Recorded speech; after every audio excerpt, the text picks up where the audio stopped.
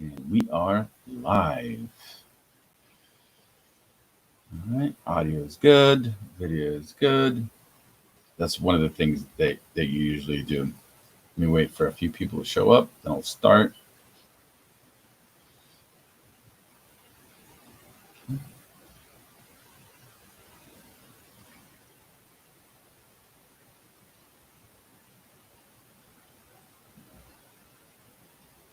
Good morning. We will start in about 5 minutes.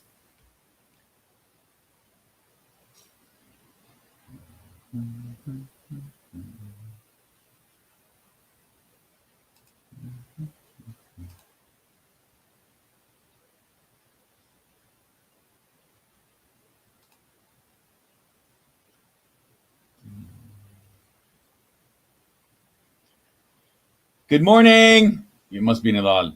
We will start in about maybe 5 minutes, Nilal. I'm going to bring a comedian / nurse. She's pretty awesome. So I'm just trying to make the connection how she switched from nursing to comedy. So it's kind of cool.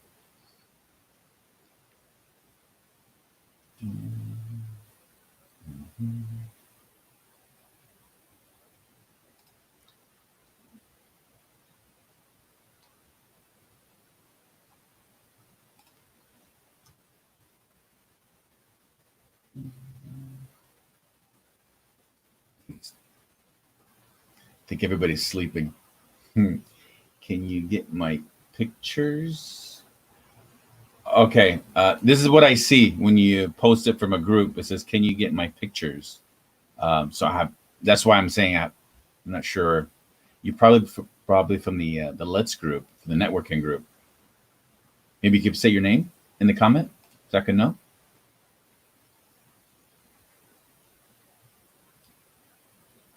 We will start in about 4 minutes. I'm going to bring in Nancy. She's ready. She's in the green room waiting for us.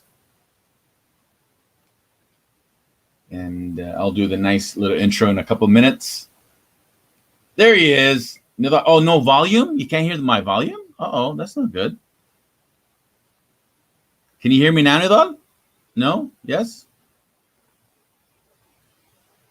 Okay, let me check. That's not good if there's no volume.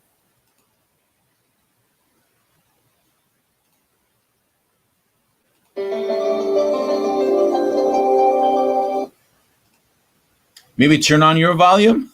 Okay, volume is working. Good. You got me worried there for a second, Nidal. I think you got to turn on the volume on your thing. All right. It's 9:27. We will start in about exactly 3 minutes. I'm going to bring Nancy in. She's a nurse for about 40 years, and she became an improv teacher. So she does improv and comedy for the past 4 or 5 years. So I'm excited to bring her in to see how she's dealing with the whole coronavirus and also how she's using comedy all connected together. Nila, can you hear me okay? All right, cool. Yes, volume is good. Thank you. Thank you. All right, cool.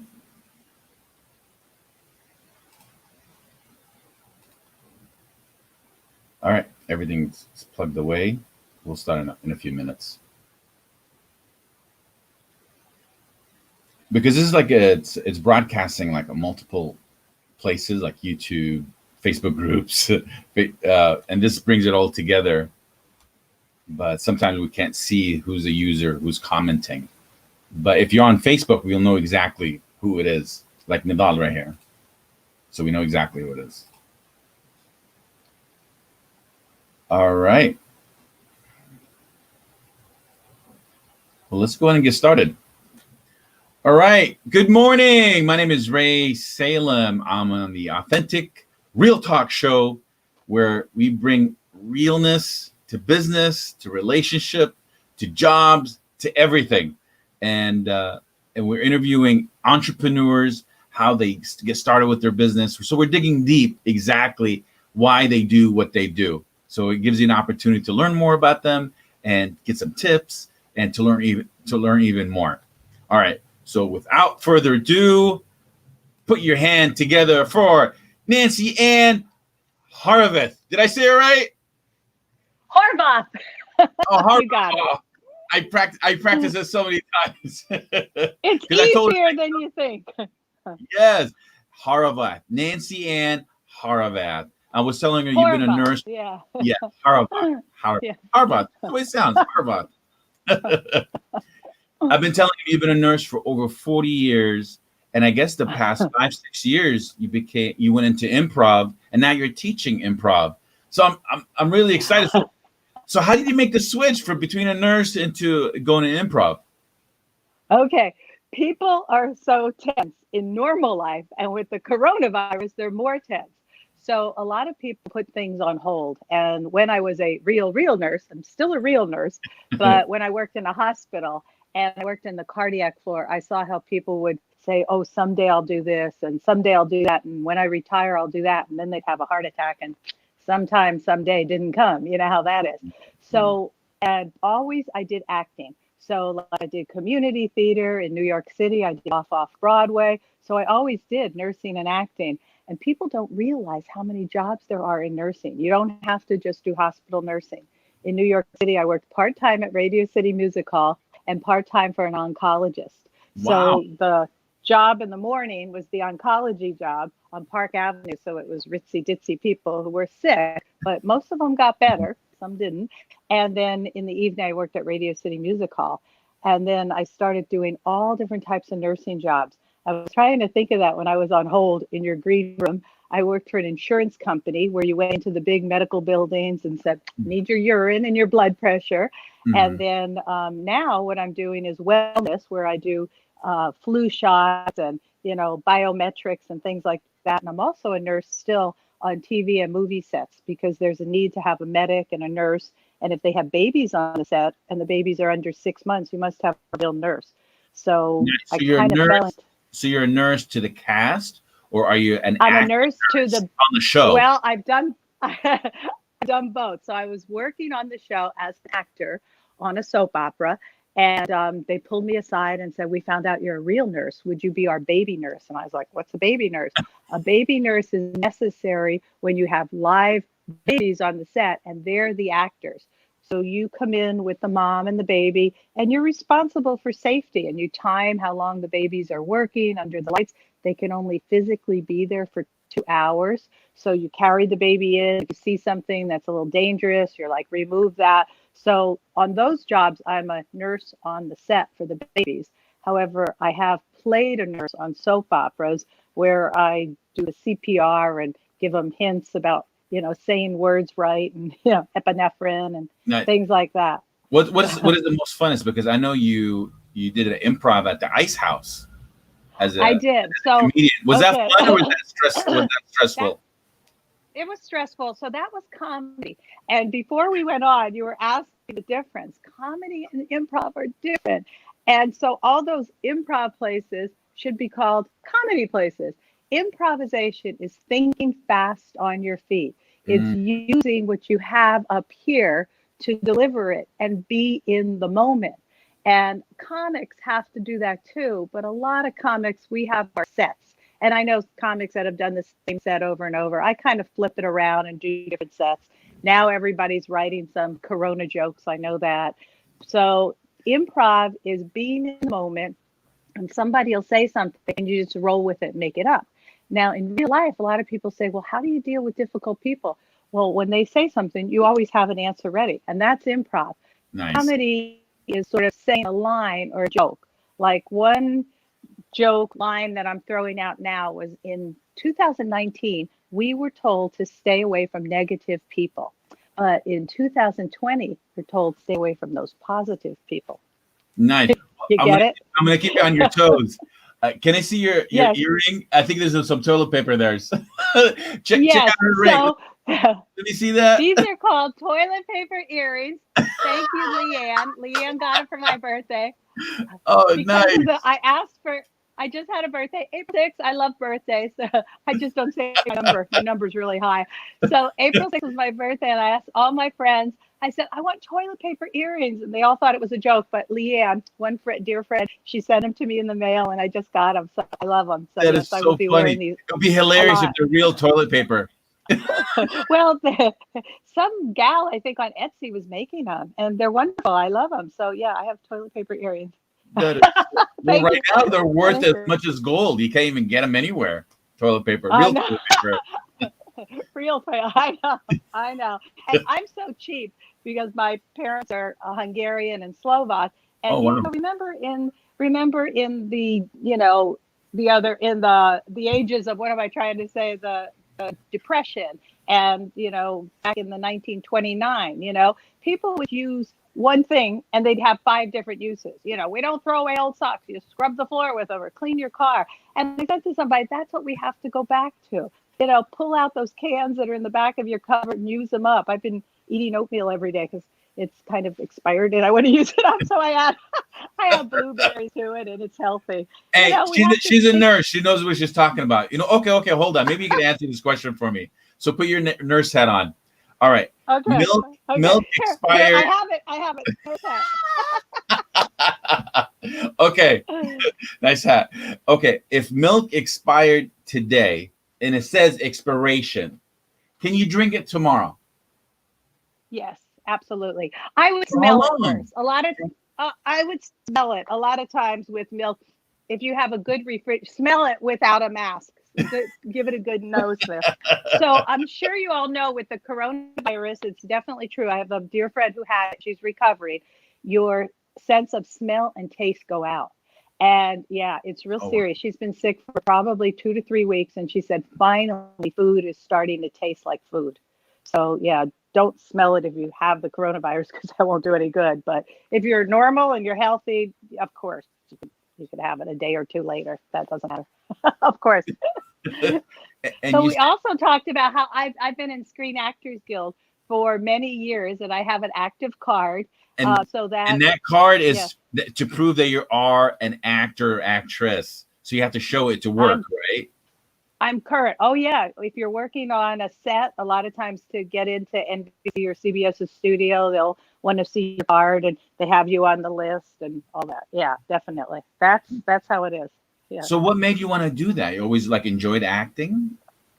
Yeah, I grew up in Bethlehem, Pennsylvania, and I always did little theater with my mom, and we were always in shows. And I guess I never really thought that, acting could be a career. So I just went into nursing because we lived by hospital. And at age 5, I said, I'll be a nurse. But then I started doing more theater. And from there, I moved to Morristown, New Jersey, which is upper New Jersey, northern New Jersey. And it was an hour away from New York City. So I take the train in and take classes in New York. And a lot of my nurse friends said, we saw you at the train station. What are you doing there? I said, I go to New York once a week. And I was taking commercial classes and theater classes at HB, Herbert Berghoff Studios. And then from there, I decided I'm going to live in New York, and got the nurse job right away, probably my first day there. And then from that, I got the other jobs and did off Broadway. So it was always like you could combine nursing and acting, because if they say no to you in one, the other one always needs you. Nice. Well, tell me about your first time you went up stage to do an improv gig. How was that? So I'm gonna separate them again. There's improv and there's comedy. And I have been with a couple different improv groups, and we get together and we would practice. There's actually one we're doing still online, Robin, you know who you are. And we get together and we practice, and we just throw things out. So going on stage, doing improv, you actually take suggestions from the audience. You really don't know what's going to happen. You can kind of, guide them along. Doing comedy, you have your set. And yeah, it's kind of nerve-wracking, and you hope you remember it. And, in the beginning, people use notes, which that's not good. Sometimes you write them on your hand. That's not really good either. I get it, because there is a restaurant called Improv, and you watch comedy shows. Yes. I guess a lot of misconceptions it's an improv show. You're doing an improv show, and so on. But I guess it's totally so I'm glad it's totally different. So I'm glad I could separate that. Yeah, it is totally different. There are people that when they do their comedy, which is good, they'll throw in a little improv. Fritz Coleman. He's a news guy. I've seen him a couple times. We became friends. And he says, I don't prepare anything. I just talk to the audience. Where are you from? And then he kind of makes a joke about that. Oh, you're from that steel country. Yeah, you probably have a lot of steel in your house that you stole from the Bethlehem Steel. Or he'll just sort of start talking to the audience. I do a little bit of that. I have my routine. And because I'm from the East Coast and I talk a little fast, one of my friends suggested I use pause. And I say, if I talk too fast, you people in the audience, hold your hands up and I'll pause and slow down. So I put it on them, or we'll have a drink and we all hold up our drinks. Usually it's not coffee at the clubs, you know what I mean? And then I say, but if I'm talking too fast, I may just do one of these things instead of slowing down. I may do, so I say, you don't know what's coming out of this mouth. You ever got that? Oh, I do that all the time. Oh, really? Yeah, and sometimes I do talk too fast. And I had a guy in the front row one time, and he was listening to a joke, and we paused, we're all drinking, and he busts out laughing. And I said, sir, are you on the last joke or 2 jokes ago? And his wife said, oh, he's like 5 jokes. He's like really slow. He was laughing. I was like, okay. So I said, we probably need to pause more. So Ray, if I'm talking too fast during this interview, it's up to you. I'll have a drink, or I'll stop barking. Have a drink. I'll stop barking. Are you drinking energy drink in the morning? No. Actually, no, it's not. Far from it. It's sparkling water, but with a little bit of lime flavor. Yeah, those are good. I bought them. They're in my and garage. no, it does not have any alcohol in it. I'm sorry. It's too early. Yeah, I could have put a little in my coffee, but I didn't. Yeah. And you're really in. Good. And Thank you, Ray. And you're in Southern California, right? Yes, I am. Yeah, okay. Yeah. From so what made you come from New York to SoCal? Is it for the movie business? So I was doing nursing and acting in New York, and my boyfriend, he came out to LA to go to law school, who's now my husband of 38 years. Congratulations. Yeah. So he came out to go to law school. So we had the long distance New York LA relationship. And that was before cell phones, kids. Yes, there was life before cell phones. So we would write letters or call. And then after a couple of years, he was like, are you going to move here? And I said, well, why don't you move to LA? And New York, because I love New York. But he said, no, it's kind of dangerous. They're trying to kill themselves. I said, no, you look both ways and run. That's how you cross the street. But I was like, well, what I'm doing in New York, I could do in LA. So the minute I came out, I got a nursing job. I started working part-time at UCLA Hospital, and I joined the unions. I did the nursing, the acting, and the rest is on and on. We have 2 wonderful sons. Well, I used to work at a hospital. You know, I dealt with RNs and CNAs, LVNs, you name it. Yes. I worked at a locked facility psychiatric hospital. It's an IMD. Wow. You know, they dealt with bipolar, schizophrenia. Every day is a new day. And one of our like outlet, because it's so high stress, we laugh so much, and we had to. Is that what you did while you're doing nursing? Because it's very high stress. You do. Especially today. It is high stress. Mm-hmm. Yeah. Good for you. And you could do stand up. You probably have a lot of jokes remembering those days. I don't know about all that. That's what it is. It really is. I was one of the fun, crazy nurses. Like I would sit on a patient's bed and chat to them. And they said, when are you coming back? I said, I don't know. I work part-time. You'll probably never see me again.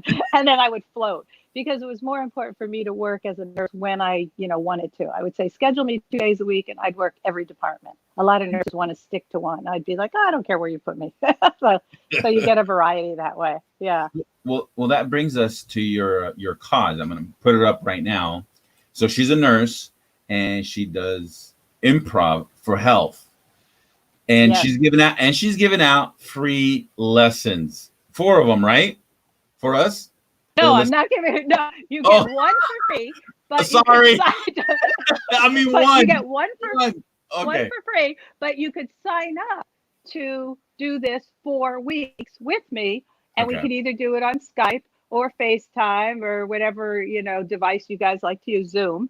But the one free will show you, like, I'll be throwing out things fast, and it'll keep you up. Your mind will be going in 100 directions, but it'll get easier, I promise. So that's what it is. So you could email me or go on my website, which is Improv for Health. And my email is also improvforhealth@gmail.com. and you could email me there, and I will give you one free, and then you will see if you want to do it. Hopefully you will, and sign up for 4. I had a lady who was 87 in Northern California, and she signed up for 4 sessions. And she said, I lead a happiness group with seniors, and I don't want to go down the hole of negativity. So I would give her all these fun games to play. And then she says, okay, you pumped me up. Now I know what to do. And then the following week she says, Ethel was complaining about her hip and I never got to do your fun games. So it worked out really good that we got to be friends. Yeah. B, if you're watching, hi B. Okay. Would you recommend it to somebody who's more like an introvert, like doesn't want to talk to anybody? They're very shy. Maybe they do this to get out of their shell. You think that'll help them? That'll freak them out? Yes, they do.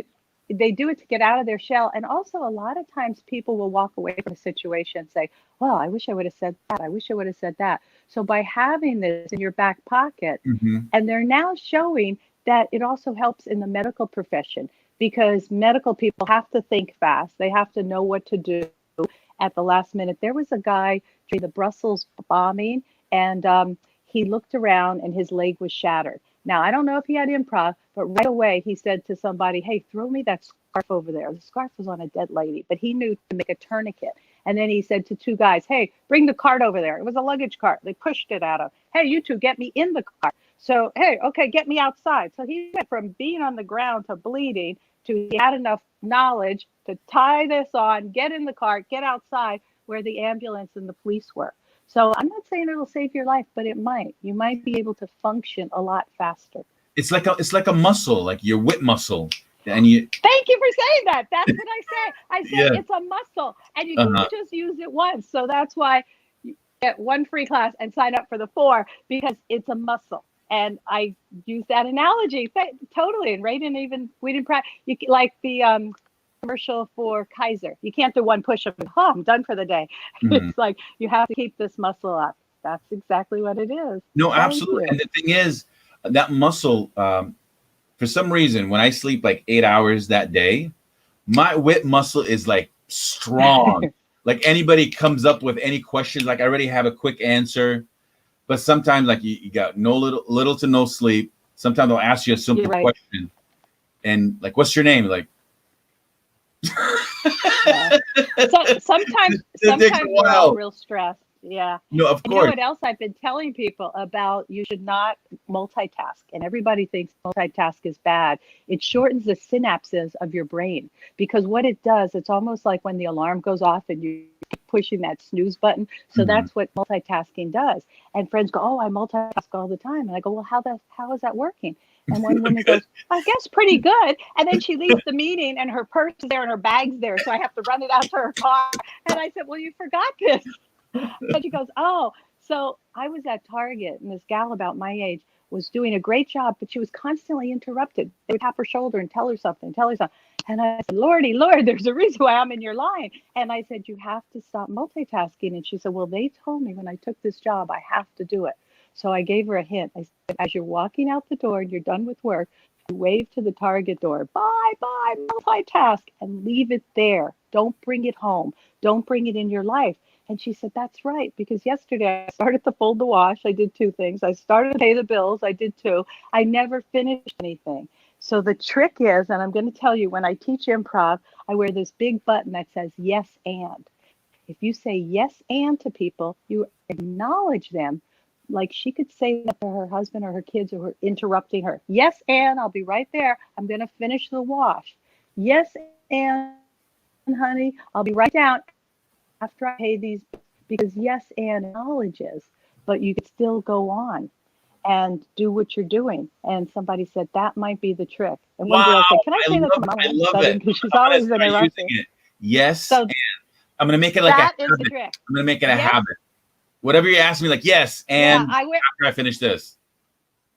Because yes, and will open doors, and no but. I touched my big butt. No but shuts those doors. So remember that. Yes, and will open doors, because you're acknowledging that they're here. You're hearing them, but maybe you don't want to get to. I also say that when people ask me to volunteer. Oh, would you volunteer? Yes, and I would love to volunteer. However, right now I'm a little, overcommitted. So why don't you circle back in 2 months? Maybe I'll help you then. Because a lot of my friends go, how can you say no? I don't say no. I say yes, and. So you're saying nice, is you saying no in a nice way? Or You later? are. You're saying maybe later. Maybe Okay. later. Right. Yeah. Yes, Anne, I'd love to help you, Ray. However, it'll probably be 2 or 3 months. Oh, that's so true. Absolutely. That's that's so true. So say it, you can say it to your kid. Yes, and you have dessert after you finish your healthy thing. I'm gonna use that. Yes, Bella, I I'll give you thought ice you were cream after eating you this. finish. Yes, and you can have the ice cream after you finish this. It Yes. works. No, I love it. And because when I used So to like, that's one of the games of improvisation. Yeah, wow, that's a big improv game. when I used to multitask, I mean, you're doing it, it's busy work, and you get to like maybe 80% or 90% finishing the task, and you just want to be done and over with it, and you finish it. Hmm. But in reality, it causes even bigger issues. So I learned like just to do That's one right. thing do one thing at a time, get it done, then you go to the next one. But I like the yes and just after this. Yes, I will. Because you're Now, acknowledging, yes, yes. and I will be there. However, I want to finish what I'm doing. That's true. Oh boy. Yes, I will take out the trash in a little bit. I just did it. Yes, and yeah, you did. It's so much fun. See, so that's one of the benefits of improv. Definitely. That is so awesome. I'm Okay. glad I could share that with you. So, because I truly believe in staying young, I read a lot of brain books. The most recent one I read was called Your Brain on Joy. What's the name And of it? it's so true. This is your brain on joy. I'm going to hold it up here right in front of my face. Okay. This is your brain on joy. Wow. Yes, I read a lot of brain books because they all have something that we gather in them, like about living in the moment. And I'm really big, that's my saying. We have to enjoy our moments because that's all we have, really. Well, the thing is, obviously, it's logical. Like you got to live on joy, laugh more. But why do people choose the other way? To maybe be bitter or be sad or live in that, or sometimes they get stuck there for some reason, and you're trying to pull them out, and sometimes they'll drag you right into it. I know. So why I would they? know. Why do I've they? already they sometimes I swear people put worry on their calendar. That's something else I've said to a lot of friends. Oh, I better say about what's going to happen on Friday. I said, do you write that on your calendar? Like Friday may not even come. Who knows? So don't worry in advance. So yeah, it's like, and usually those are the kind of people that try to drag you. But this might happen on Friday. I said it might, but then it might also be a nice sunny day. So let's like live for today, and I'll talk to you on Friday, and we'll see what happens. Don't worry in advance. Who knows?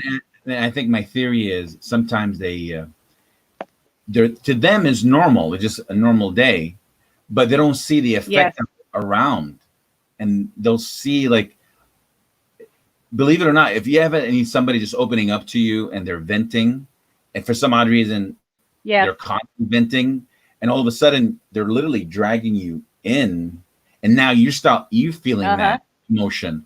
And I think you mentioned in 2019 you avoid negative people, but the thing is we love those negative people, but how do you put borders to help them, to love them, but also at the same time not to affect you? And that's very hard. You ever did that as a nurse? It is hard. Well, it's hard also with friends and nursing. You have to put a time on it. Like, there's friends that I know will go on and on. I'll listen to them for 5 or 10 minutes and I'll say, yes, Anne, I would like to talk to you longer. However, right now I have to go. You have to be in control of your life. This is America. You're in control of your life. They're not holding a bomb over us. So, people need to realize you have some control over your life. I know now it seems like some people don't, and times are tough. But what I say is, step back. Another thing I do is on your phone, you can control the ringer. I have different friends having different ringers. The ones that want to keep me on a long time, their ring is like, and I'm like, oh, do I even want to get it? It's one of those friends. So I mean, adjust, have your devices working for you, not against you. I put my phone to sleep from 11 to 6. It's not long. But people go, oh, I called you at 6 a.m. or 12 midnight, left a message. I go, okay, that's fine. I totally put my phone to sleep between those times. So have your devices in your life working for you, not against you.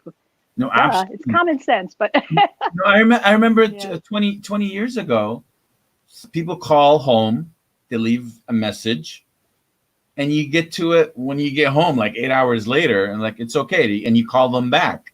Now it's like everything is so instant. Like we're within now generation, and we expect that. I know. How can you respond to my text? I know. texted you like 32 minutes ago. Like I was working. Right. And the same thing when my son showed me how to put it on your phone. I'm driving, I'll get back to you. So now when I get text and I'm driving, it doesn't even come up. And then my friend goes, oh, you were driving. It said that. I go, yeah, that's why the text said that. So I don't even look at it. So have your devices work for you, people, not against you. That's awesome. All right. Well, what one tip you would give to the audience that would help them with their wit? I'm going to go back to my yes and. Okay. I really am. It helps with the wit. It helps being present in the moment. And you could turn yes ands around. You could make them funny. You know, yes, Ray, I know you said you want to go for a walk, but you know, today's a rainy day. So on the next sunny day, I'll take you up on that. You know, people need to use yes and just use it a lot because it'll help you in your life, your business, your health.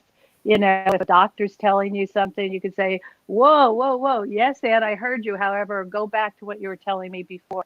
Use it all the time. So that's one of my improv games that I will play if people want to do improv with me online. But thank you. This was wonderful. My earpiece is making weird sounds. That's awesome. Well, Nancy, thank you so much. And thank you for your service as a nurse. She's still working as a nurse. And I'm she does still improv. working. We definitely need you.